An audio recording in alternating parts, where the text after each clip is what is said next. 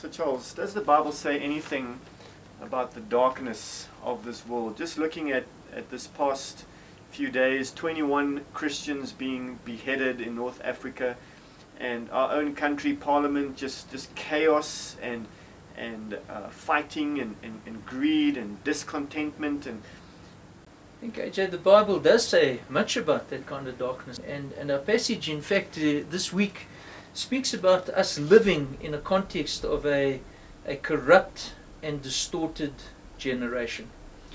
And so yes, the Bible speaks of darkness. It speaks about the need for light. Our passage speaks about us having to shine as stars, or perhaps as another interpretation puts it, to be those lights shining forth the light of the gospel. Well, the Bible does clearly say that as Christians we will suffer. Just looking at this verse 29, for it has been granted to you that for the sake of Christ you should not only be... Come on, load shedding again! I can't believe this. This is like the second time today.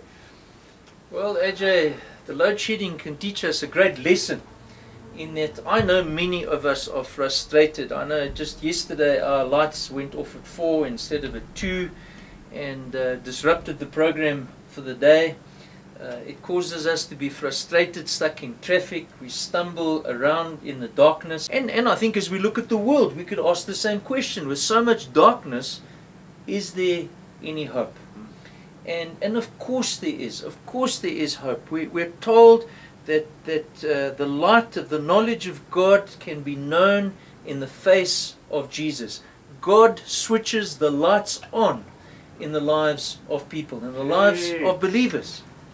There we go, the lights are on. The lights are on from Eskom. In our passage that we're going to look at, we have two examples of just plain ordinary Christians, Timothy and Epaphroditus.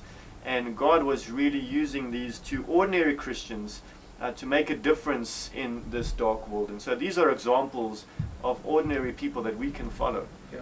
Actually, I've got my cell phone here, and of course with most of our cell phones these days they have a torch built in, and my torch is on. And this is a good illustration of my life and your life as a believer. God has switched the lights on that we may see Him and know Him, submitting to His will. But there's so much that obscures the light.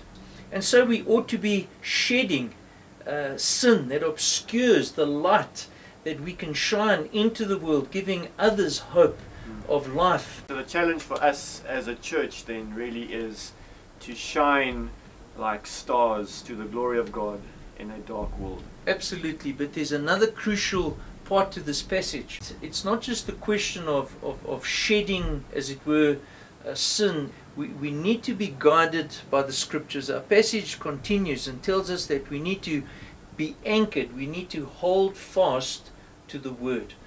God has revealed His light to us, and that light ought to be known. It needs to be shown, and it needs to guide us. The word of God is a light to our feet and a lamp to our path. And so as we walk this road, as we seek to shine as stars, that we are led by the word, that we are guided by God's revelation, but constantly changing and transforming as this light shines brighter and brighter in the advance of the gospel.